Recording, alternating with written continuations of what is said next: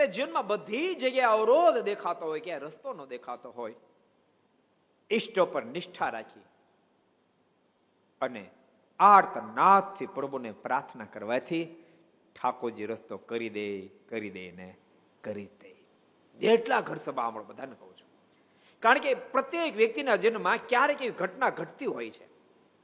સુખ શાંતિથી ભરેલો સંસાર દેખાતો હોય, એનો એ સંસાર ક્યારેક વાતાવરણ બદલે તો સુખ શાંતિથી ભરેલો સંસાર આખો તમને બેકાર દેખાવા લાગે, બેકાર દેખાવા લાગે.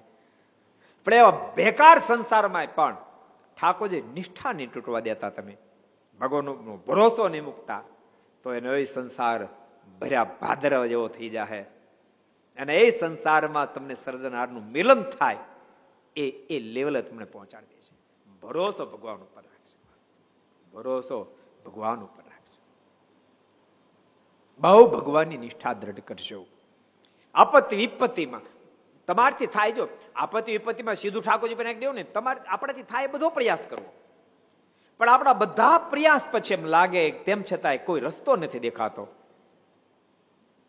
પછી ઠાકોરજીને કેવું કે માલિક, નાનો છોકરો ને નાની જો કે ઠાકોરજી તો આપણને બહુ વજન વાળું લાગે, બાકી નાની ઠાકોરજી નાની પોટલી જ આપી હોય, પણ તો આપણને વજન, દેવરના છોકરાને 3 કિલો વજન ન લાગે, પણ તેમ છતાં છોકરા ઉપડે ત્યાંથી એને જ ઉપાડવાનું હોય, એનાથી ન પડે પછી એની માં ઉપાડી જ લે.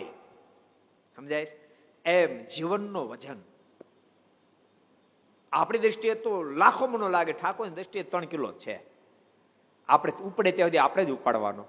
આપણે જ ન ઉપડે ને ત્યારે ઠાકોરજીને કહેવું પડે, કૃપાનાથ હવે તમે ઉપાડી લો, મારથી ઉપડે એમ નથી, ઠાકોરજી ઉપાડી લે, ઠાકોરજી ઉપાડી લે.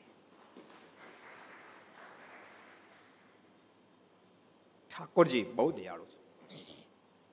બધા ભક્તોને કહું છું, જીવનમાં ક્યારે આપત્તિ ઘેરી લે, ક્યારે સુખ દુઃખમાં પલટાઈ જાય, કાંઈ નક્કી નથી.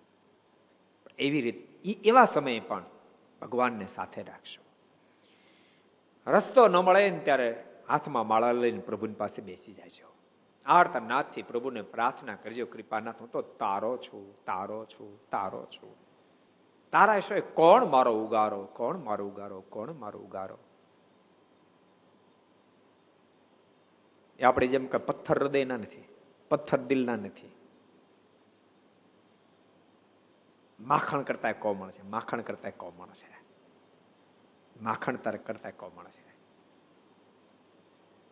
માટે ભગવાનના ભક્તો જીવનમાં खूब भगवान निष्ठा दे। अगर ये वीडियो आपको पसंद आया हो तो लाइक करें और शेयर करना मत भूलिए।